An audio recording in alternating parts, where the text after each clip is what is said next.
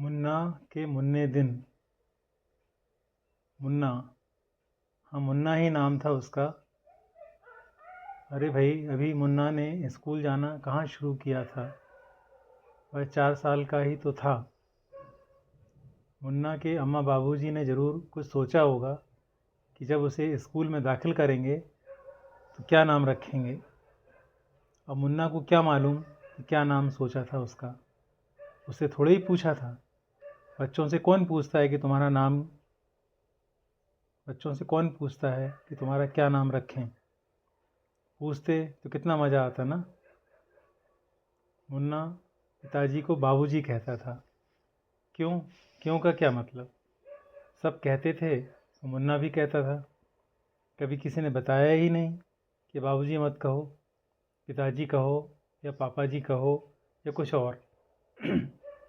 कोई बता भी देता तो भी मुन्ना तो बाबूजी ही कहता। उसे तो वही अच्छा लगता था, जैसे अम्मा को अम्मा कहना। जब कोई पूछता कि तुम्हारी मम्मी कहाँ है, तो मुन्ना को लगता जैसे अम्मा के बारे में नहीं, किसी और के बारे में पूछा जा रहा है। वह अम्मा कहकर सामने वाले को प्रश्नवाचक नज़रों से देखता। सामने वाला जब कह देता हाँ अम्मा, तब मुन्ना आगे जवाब देता। उन दिनों बीना एक छोटा सा कस्बा हुआ करता था, भोपाल से दिल्ली जाने वाली रेल लाइन पर। मुन्ना बीना में रहता था, अकेला नहीं, अपने अम्मा बाबूजी के साथ। अब इतना छोटा बच्चा कहीं अकेला रहता है क्या? बात तो आपकी सही है। दुनिया में कितने सारे बच्चे अकेले रहते हैं अपने माँ बाप के बिना। क्यों होता है ऐसा? माँ बाप छोड़ देते हैं बच्चों को या बच्चे माँ बाप को? सोचना पड़ेगा इस पर मुन्ना अकेला नहीं रहता था। बाबूजी रेलवे में स्टेशन मास्टर थे। नहीं, वे स्टेशन को पढ़ाते नहीं थे। हाँ, वे रेलगाड़ियों को छोड़ते या रोकते थे। जैसे स्कूल में मास्टर जी बच्चों को उंगली दिखाने पर पेशाब पानी के लिए छोड़ते या रोकते हैं। मुन्ना को बाबूजी के इस काम से कोई शिकायत नहीं थी। बस एक ही बात बुरी लगती थी। बाबूजी की ड्यूटी कभी सुबह से शुरू हो जाती तो कभी वे शाम को ड्यूटी जाते, और कभी कभी तो उनकी ड्यूटी आधी रात को शुरू होती। कभी कभी दिन की ड्यूटी कभी कभी जब दिन की ड्यूटी होती और बाबूजी खाना खाने घर आते तो मुन्ना भी बाबूजी के साथ स्टेशन जाता। उसका मन करता कि वह भी रेलगाड़ी को झंडी दिखाए। वह बाबूजी के साथ झंडी पकड़कर खड़ा हो जाता, और जब रेलगाड़ी आती तो उसकी आवाज़ से डरकर बाबूजी के पीछे उनके पैरों में दुबक जाता। बस वहाँ से झांक कर टुकुर टुकुर गाड़ी को देखता रहता, कानों में उंगली डाले। फिर स्टेशन का कोई आदमी मुन्ना को घर छोड़ जाता। मुन्ना का घर छोटा सा था, 2 कमरों का। एक रसोई और बरामदा भी उसमें था। पीछे बड़ा सा आंगन था जिसके एक कोने में टॉयलेट बना था। मुन्ना तो उसको टट्टी कहता था। उसमें एक बड़ा सा छेद था जिसमें पानी डाल के टट्टी को बहा दिया जाता था।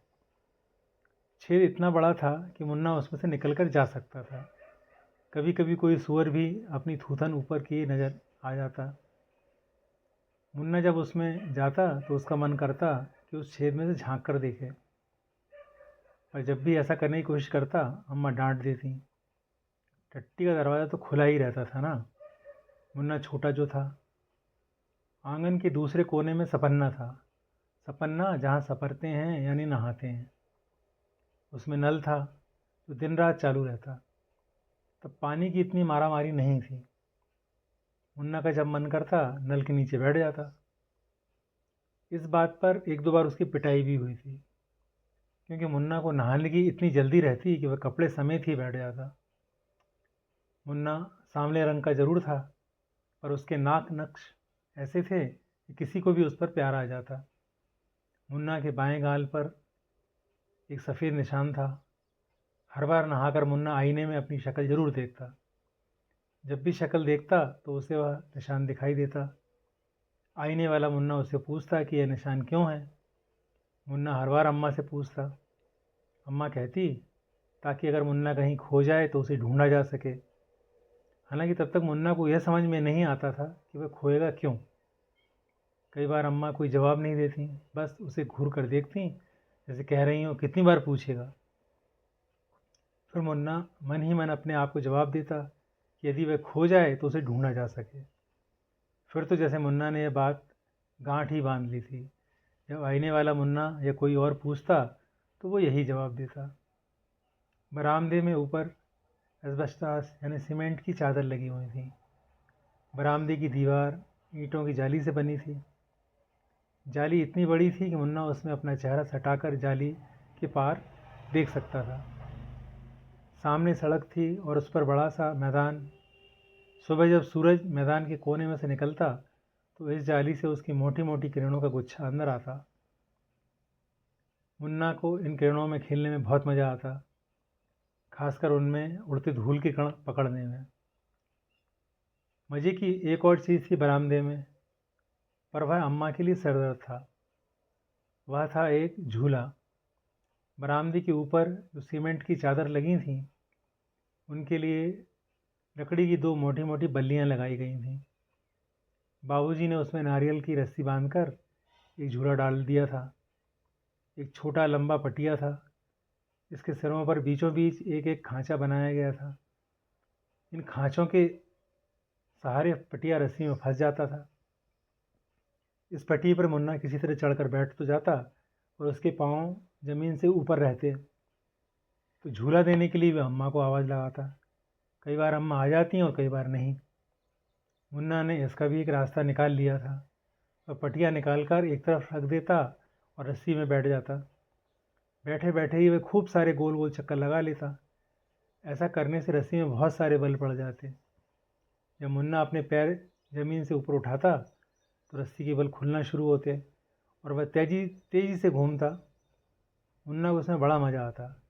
ऐसा लगता जैसे पूरा घर घूम रहा हो। मज़ा तो मुन्ना को फ्रांसिस चाची के घर भी बहुत आता। आप फ्रांसिस चाची को नहीं जानते? अरे वही जो मुन्ना के पड़ोस वाले घर में रहती थी। फ्रांसिस चाचा के साथ, अब चाचा चाची के साथ रहते थे या चाची चाचा के साथ मालूम नहीं। इतना मालूम है कि दोनों साथ में रहते थे।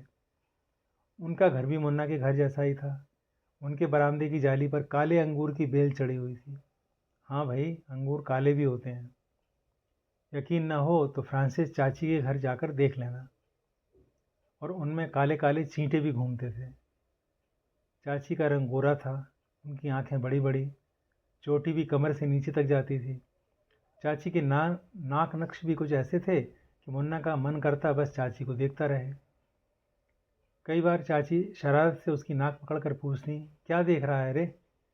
मुन्ना अपनी हथेलियों को एक दूसरे में बांधकर सिर झुका लेता, कुछ कहता नहीं।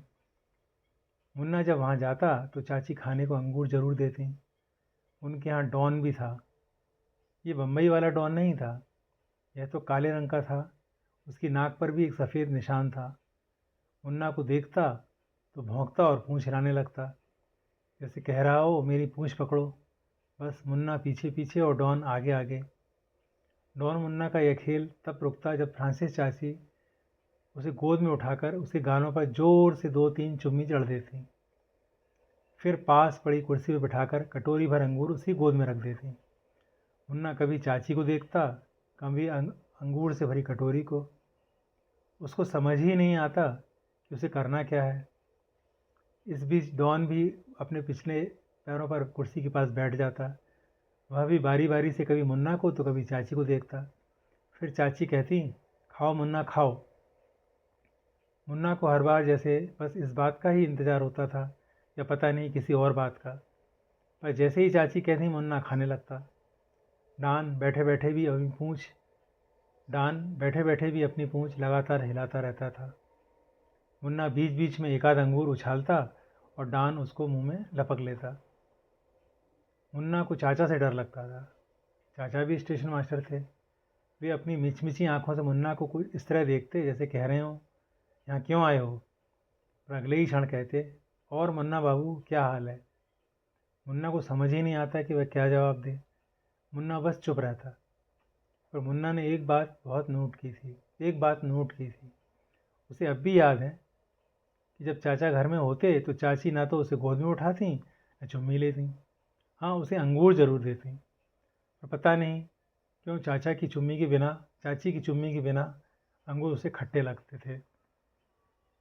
मुन्ना अब तक ये नहीं समझ पाया है कि उसे मज़ा किस चीज़ में आता था, डॉन के पीछे दौड़कर उसकी पूँछ पकड़ने में, अंगूर खाने में, या फिर फ्रांसिस चाची की चुम्मी में।